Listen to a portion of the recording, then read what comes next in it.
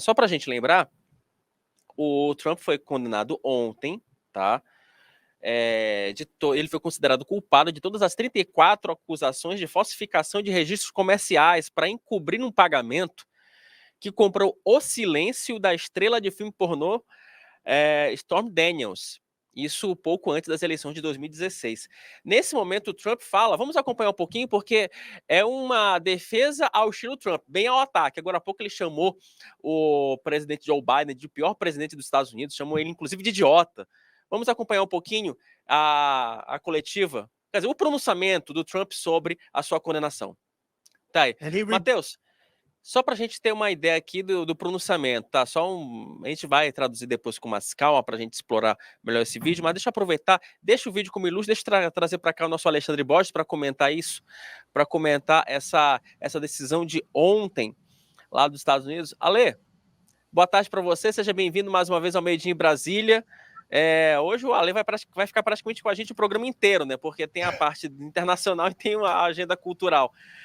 Ale, vamos colocar a bola no chão? Vamos embora. Porque eu escutei ontem à noite, hoje pela manhã, vários comentaristas falando o seguinte: nossa, essa condenação do Trump é o atentado à democracia norte-americana, porque nós poderemos ter uma situação inédita de ter um presidente condenado na cadeia que pode ser eleito presidente dos Estados Unidos. Eu ouvi até comentaristas falando, nossa, talvez ele tenha que seja obrigado a despachar de dentro da cadeia. Gente, peraí. Eu ouvi isso, Ale. Vamos colocar um pouco a bola no chão. De fato, houve essa condenação? Houve. A sentença, ela vai sair em 11 de julho, às 10 horas da manhã. Ok. Mas a chance do Trump sair algemado é diminuta, não é, Ale? Boa tarde para você.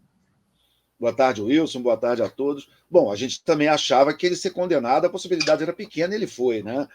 Então, eu não descartaria no momento nada. É improvável, mas eu acho que depois do que aconteceu ontem, o que, na minha leitura e tudo que eu estudei desse caso até agora, é uma grande palhaçada. A gente não pode mais duvidar de nada, né? Acho improvável, né? O que eles queriam, vamos dizer, o chamado complexo do Partido Democrata, que envolve, por exemplo, essas cortes estaduais de Nova York, né? Esses enclaves democratas, é poder colar no Donald Trump condenado, entendeu? E ficar repetindo, igual um bordão. Vocês vão votar num criminoso. A gente viu isso aqui, por exemplo, muito com Lula, entendeu? Uhum. Descondenado, você votou num descondenado, você está votando em criminoso. Então, assim, isso é incorporado à narrativa política. E esse objetivo foi conquistado, né? Eles agora, a não ser que a Suprema Corte entre. Então, tem muito assunto aí para a gente cobrir, eu vou tentar organizar aqui rapidamente, mas basicamente é o seguinte: o que é esse processo? Primeiro, é um processo curioso, baseado no testemunho de uma atriz pornô, o que já tem aí a sua ironia, né? Eu vou. Não vou deixar. Ale, me desculpa a piadinha de quinta, mas eu preciso fazê-la. Aqui no nosso programa nós vivemos de piadas de quinta. Eu aqui na minha cabeça estou com 50, mas estou tentando ficar calado. Mas literalmente é isso, né? O Trump foi condenado porque pensou demais com a cabeça de baixo. Desculpa, gente. Eu não pude evitar essa. Ele nega, inclusive, ter tido relação com ela, né? Nem isso ele reconhece, né? E não tem prova, né? Não tem prova. Mas porque ela pode... é uma situação dura, literalmente. Pois é, ele pode ter sofrido uma chantagem, né? Quer dizer, pode não, ele sofreu uma chantagem, tanto que pagou o tal do Michael Cohen, que era esse advogado, que é um picareta, entendeu? Que também a gente é baseado, tudo que a gente está falando é baseado na palavra de uma atriz pornô e nesse Michael Cohen, que foi um advogado que participou num grupo enorme de advogados na época, lá em 2015, 2016, na primeira eleição do Trump, mas depois foi condenado. É um sujeito que é um estelionatário, é um picareta, e a palavra dele também não é exatamente muito mais confiável do que a de uma atriz pornô, né?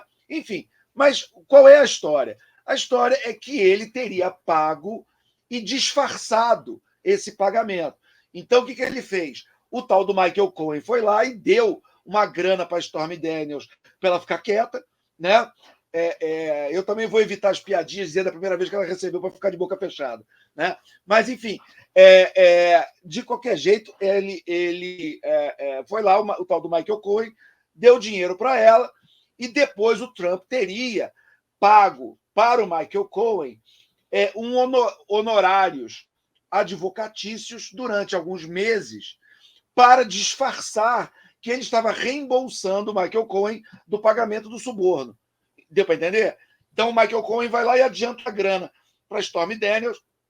O Trump, para não deixar, para ninguém perceber que ele estava, então, vamos dizer, o cara foi lá e deu $150 mil para Stormy Daniels. Se o Trump vai e dá $150 mil para o Michael Cohen, fica na cara que ele está reembolsando a despesa que o advogado teve. Então, o que ele teria feito?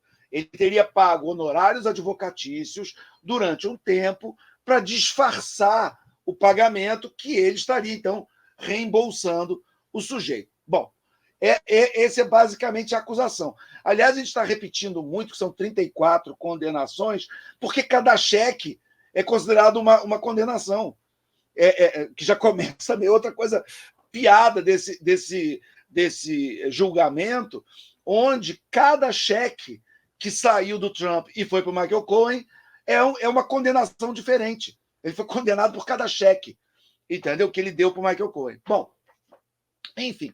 Então, assim, o que acontece? Aí a gente começa a entrar nesse, vamos dizer, nesse duplo twist carpado jurídico que foi feito para condenar o Trump, né? O que acontece? O Trump foi candidato e venceu as eleições para presidente lá em 2016. Esse escândalo que nós estamos discutindo são de supostos crimes que teriam acontecido ali em 2015, 2016, que nós estamos falando da primeira eleição do Trump lá atrás, certo? Bom, campanha para presidente, se houver qualquer tipo de crime, é um crime federal. Ué, mas o Trump não foi condenado em Nova York? Nova York não é um estado? Como é que um estado americano condena alguém por um crime federal? Bom, aí a coisa já começa a ficar esquisita. Mas o que acontece? Como o Michael Cohen trabalhava em Nova York, o tal do promotor lá e a turminha democrata, eles deram um jeito de dizer que ele tinha, então, adulterado os registros comerciais ali de negócio para poder dar dinheiro para Stormy Daniels, para poder receber do Trump. E aí é feita uma ligação do problema estadual, que não é um crime que dá cadeia, não é o que no Brasil a gente chamaria de contravenção, né? Quer dizer, um crime mais leve, é um crime comercial, né? Que nunca deu cadeia para ninguém, né? E aí eles dão um jeito de ligar isso com um crime federal, que seria, então, que o Trump nunca foi acusado, nunca foi processado nas cortes federais por suposto crime da campanha, até porque esses crimes já teriam prescrito. Nós estamos falando de coisas que aconteceram há quase 10 anos. Né? Então, isso tudo já prescreveu. Só que aí eles fizeram essa maracutaia, vamos dizer assim, para juntar algo que nunca tinha sido feito, um problema menor estadual, com um suposto crime federal que ele nunca foi sequer processado, e aí juntam os dois, tiram a prescrição dos crimes, fazem uma ligação que nunca foi feita, e aí fazem fazem uma condenação usando um júri num estado democrata, numa cidade democrata, num distrito democrata. É mais ou menos o seguinte, é mais ou menos você processar o Lula em Balneário Camboriú. O que você acha que vai dar? Entendeu? Ou você, sei lá, processar o Bolsonaro no interior de Pernambuco, sei lá, entendeu? Guardadas as devidas proporções, mas, assim, você tem ali no... Olha, guardadas as devidas proporções era basicamente isso, né? Eu gostei da tua metáfora. É processar o Lula em Balneário Camboriú ou processar o Bolsonaro em São Bernardo do Campo. É mais ou menos isso. Acho que resolve bem. E por crimes que nem, em tese, existiam. Tá? Bom, então, ok, foi feito isso. E aí cria esse mar aí político, só que a reação dos apoiadores do Trump está sendo muito forte. Uma coisa que ele conseguiu, esse resultado, foi unir o Partido Republicano. O Partido Republicano estava um pouco rachado, você tinha Nikki Haley, que foi muito contra o Trump e disputou a primária com ele.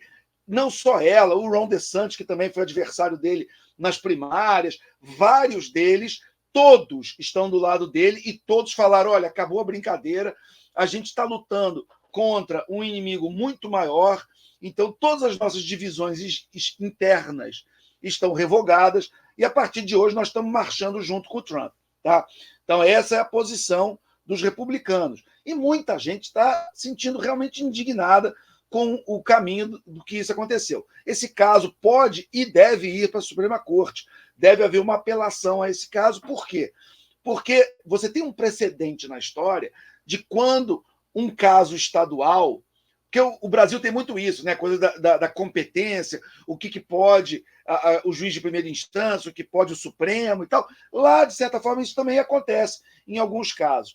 Nesse caso específico, a defesa do Trump ela pode alegar para a Suprema Corte que, como o Trump é um candidato a presidente numa eleição esse ano, na eleição agora em novembro, essa decisão estadual está interferindo na eleição para presidente.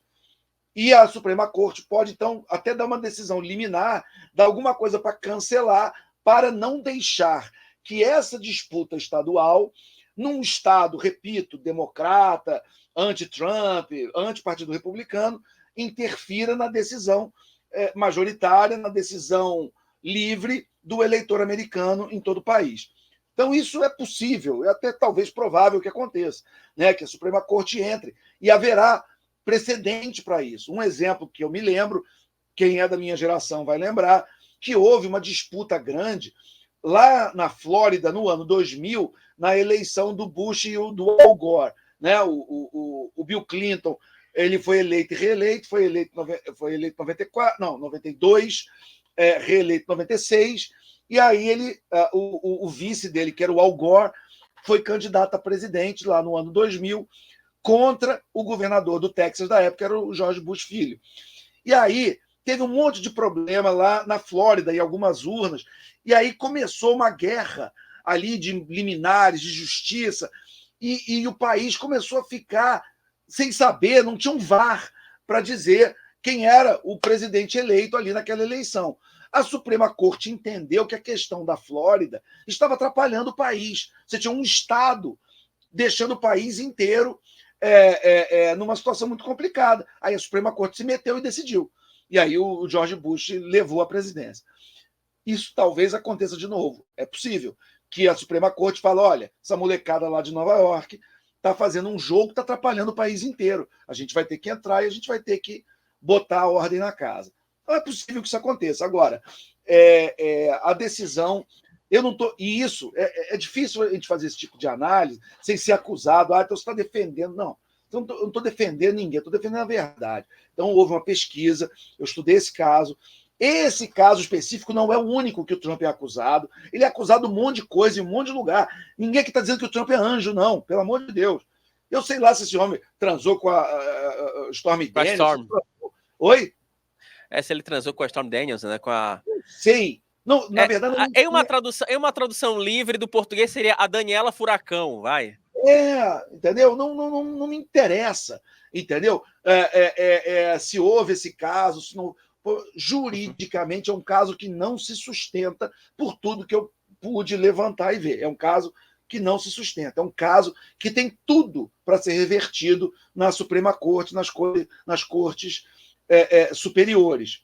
E com um efeito até suspensivo, que pode sair mais rápido do que se imagina, para não deixar que isso interfira na disputa eleitoral. Só que os democratas sabem que, mesmo que isso aconteça, eles vão sair ganhando, porque eles têm uma narrativa de ficar condenado, criminoso, entendeu? Nos debates, em tudo, entendeu? Isso já entrou na discussão.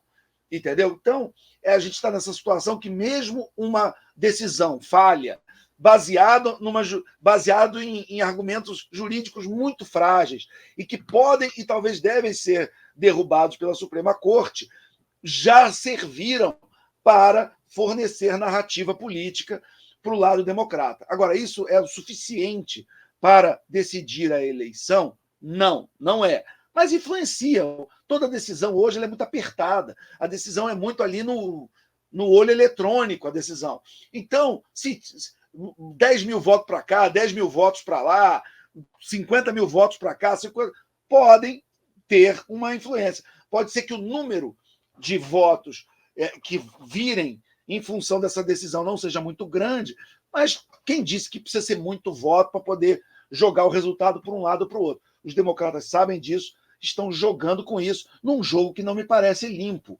Entendeu? Por quê? Porque mesmo que eles percam a eleição, o Trump entre, quem é que impede que o sistema, vamos usar esse termo, que foi usado contra ele, não seja depois usado a favor dele e contra os seus inimigos? Porque o Joe Biden, por exemplo, tem um monte de esqueleto no armário, tem um monte de história esquisita com a China, com a Ucrânia. O filho dele, o Hunter Biden, tem mais acusação e problema. O tamanho do BO da lista de problema desse filho dele, do Hunter Biden, é uma loucura, entendeu? Então, assim, abriu-se uma caixa de Pandora complicada. Nós vamos ver o que isso vai dar, vamos acompanhar, mas tem aí muito desdobramento delicado dessa questão. Quando você tem pelo menos metade do país achando que os democratas, com medo de perder na urna, resolveram ganhar no tapetão. Né? A gente que é flamenguista já perdeu no tapetão para o Fluminense, para uns caras. A gente não gosta, a gente fica bravo. Né?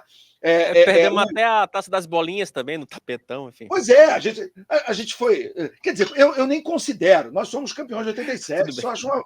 Entendeu? O Flamengo nunca foi rebaixado. Como é que o Flamengo ia jogar com o campeão da Série B, que era o Sport? Né? Desculpe falar o nome desse clube, eu não gosto nem de falar o nome. Mas, enfim, mas é um tapetão. Né? Quer dizer, você não ganha em campo, né, de um time mitológico, que ganhou de todo mundo, os maiores times que o futebol brasileiro já viu, que foi aquele Flamengo de 87. Eu tinha 17 anos, acompanhei todos os jogos, foi o Maracanã, viram uma fé, e aí veio o tapetão querer mudar a decisão. Inclusive, eu não sei se você lembra, no STF, quem deu o voto final foi o Marco Aurélio Melo, que se diz flamenguista. Tem até uma. Enfim, depois aqui em outra edição do programa eu conto uma piada que o próprio Marco Aurélio Melo conta sobre o Botafogo, mas eu vou deixar isso para outros episódios. Enfim, só pra gente, mas esse o Trump ele responde a outras acusações, até muito mais graves do que essa. Até a comparação que eu fiz no Twitter mais cedo, no X, do Twitter, que eu brinquei, que eu falei, esse caso é a importunação de baleia do Trump, entendeu? Da mesma maneira que o Jair Bolsonaro enfrenta um monte de acusação e a importunação de baleia, além de ser uma bobagem, pode ser uma distração e até um presente em termos de narrativa para o Bolsonaro, esse caso da Stormy Daniels é um pouco isso também, porque o Trump responde a acusações graves na Geórgia, que ele pode ter interferido ali para tentar virar o jogo um pouco para ele, o caso do Capitólio, que é seríssimo, né, que se ele tentou ou não reverter na mão grande o resultado da eleição, invadindo o Capitólio, mandando as pessoas invadir, mandando o seu vice, o Mike Pence, não reconhecer o resultado da eleição. Então, assim, tem problemas graves. Ninguém aqui está passando pano para Trump, ninguém aqui está dizendo que o cara é anjo, não é nada disso. Pelo contrário, o que a gente está dizendo é o seguinte: esse caso de Nova York é um caso muito esquisito, que é um jogo de narrativa e que pode jogar aí uma confusão muito grande em discussões num ano eleitoral, e aí sim, eu concordo, que é uma coisa inédita, porque aí você tem realmente uma interferência, uma mão muito pesada do judiciário no meio do processo eleitoral. Agora, Matheus, coloca na tela, por gentileza, o videozinho do trecho final da coletiva do Trump, que terminou aproximadamente há uns 10 minutos. Tá aí. Ele saindo ali. Tem áudio, Matheus? Que ele saiu aplaudido ali pelos seus correligionários. É na Trump Tower. Na própria sede, naquele prédio dele lá na Quinta Avenida. E no finalzinho ele fala. No finalzinho ele faz referência. Like dogs, they're living on the streets. But migrants are living in luxury hotels in cities all over our country, run by Democrats. So it's my honor to be doing this. It really is. It's a very unpleasant thing, to be honest. But it's a great, great honor. We're going to We're going to do what I have to do. I'm going to do it. And the support has been, that's why I mentioned the number of $39 million. That's why I mentioned we're up 6 points. And we went up a lot over the last month because everybody saw it was a rigged deal. It was a rigged trial. But we're going to make America great again. We're going to make it better than ever before. November 5th, remember, November 5th is the most important day in the history of our country. Thank you very much, everybody. Você vê que no começo... Só pra gente dar uma... Ô, Ale, rápido, só pra gente dar uma traduzida para o nosso público, né? Porque esse trecho é um trecho até mais fácil de você conseguir entender, né? Ele faz aí um balanço final sobre a questão do pagamento, né? Que, na verdade, ele foi acusado de ter pago $130 mil à ex-atriz pornô, né? A Stormy Daniels, né? Ou, como a gente já brincou aqui agora há pouco, né? A Daniela Furacão, digamos assim. E aí depois ele faz a referência, né? Que o dia 5 de novembro vai ser o dia mais importante aqui para os Estados Unidos, né? Que é justamente a data da eleição lá nos States, né, Ale? Sim, mas no começo da fala dele, que foi mostrado aí, ele está falando de imigração. Ele está falando do tratamento que os democratas dão. E isso é que é o ponto que essa turminha de Nova York, a turminha bem pensante, e a turminha da imprensa que repete o que essa turma fala, eles não entendem que o americano médio vai ver esse circo todo, mas na hora de votar, na hora de decidir, ele está preocupado com outras coisas. Ele está preocupado com imigração, ele está preocupado com aborto, ele está preocupado com emprego, ele está preocupado com inflação, ele está preocupado com questões muito práticas da vida dele, mas algumas morais também, que ele considera importante, direito dele considerar importante. Então, assim, um suposto crime de talvez, quem sabe, ter pago uma atriz pornô, um crime prescrito que nem é crime, mas que, entendeu? Eu dei aquela explicação um pouquinho mais longa no começo para mostrar o quanto que esse caso é frágil juridicamente. Acho que é até bom você esclarecer mesmo para que o nosso Frederico Lanza pergunta. O Trump foi condenado por fraude fiscal, não por casinho com uma atriz pornô, né? Quer dizer, não é porque ele... Ele talvez tenha entrado depois, mas em momento nenhum ele foi condenado. Não é crime você ter caso com a atriz pornô. Né? Isso não é isso. O caso do chamado Hush Money é porque ele teria, vamos repetir, ele teria disfarçado um pagamento de uma chantagem. Ela teria chantageado o Trump de abrir a boca e contar do caso dos dois. Então, o Michael Cohen, esse pilantra lá, advogado e fazedor de mutreta, ele pagou um dinheiro para Stormy Daniels e depois ele teria recebido em pequenas parcelas, disfarçadas de honorários advocatícios do Trump, como reembolso por esse pagamento. E aí, isso não é crime. E aí, o que é o crime federal está prescrito, o crime estadual estaria em tese prescrito, mas aí é um crime estadual que não é crime, que é misdemeanor, que é contravenção, mas aí você mistura com um suposto crime federal que ele nunca foi sequer indiciado, e aí cria esse duplo twist carpado jurídico para poder acabar com a prescrição, julgar em Nova York um crime federal, julgar na justiça estadual um crime federal, e, eventualmente, até fazer uma condenação de um candidato a presidente poucos meses antes da eleição e às vésperas da convenção do partido, onde ele será nomeado. Então, é a reação de metade do país, que é uma reação aí que está muito indignada com isso. E cara, eu botei várias matérias hoje no ar sobre as reações. Uma que eu coloquei foi do Robert Kennedy Jr., que é um ícone da família mais importante da história do Partido Democrata, que são os Kennedy. Né? O John Kennedy, o tio dele, foi presidente, assassinado no cargo. O pai dele, o Robert Kennedy pai, foi assassinado em 68. Era o irmão preferido do John Kennedy, os dois andavam juntos. Ele era candidatíssimo a presidente em 68, foi assassinado durante a campanha. E o Robert Kennedy Jr., filho do Robert Kennedy, que foi assassinado lá em 68, dessa família, a mais icônica do Partido Democrata, e candidato a presidente independente nessa eleição, ele foi às redes sociais hoje e falou muito claramente que é um ataque à democracia, que é antidemocrática essa decisão e tal.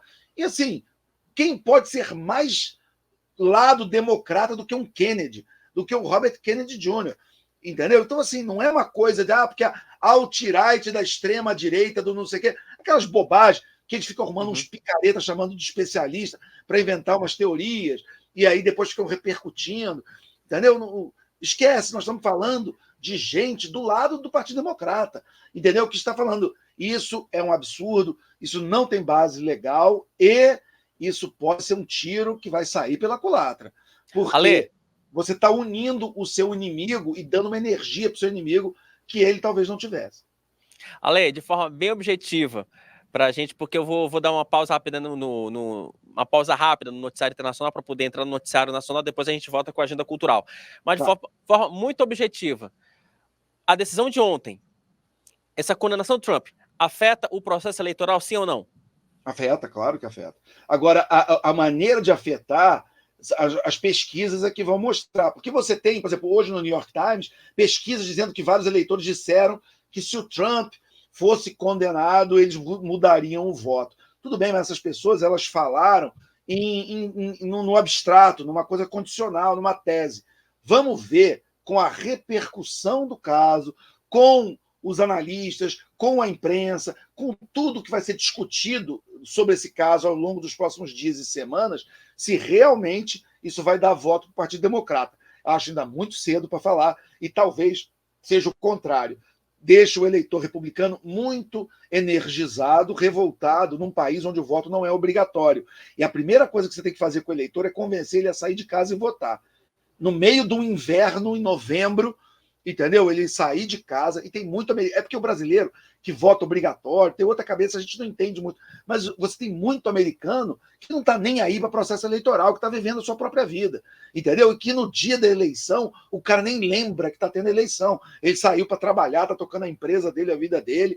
O americano, ele não respira político o dia inteiro, ele não respira governo o dia inteiro, como países como o nosso, infelizmente, fazem. Então, eles... você pode ter o republicano muito mais energizado e se sentindo injustiçado do que o democrata, que não consegue se empolgar pelo Joe Biden, que não faz um grande governo, está muito velho, com sinais de senilidade, com problemas de saúde, e que a posição dele ao lado de Israel está alienando e tirando muito jovem radical de extrema esquerda que está aí batendo palma por Hamas e fazendo esse tipo de bobagem que jovem idiota útil faz.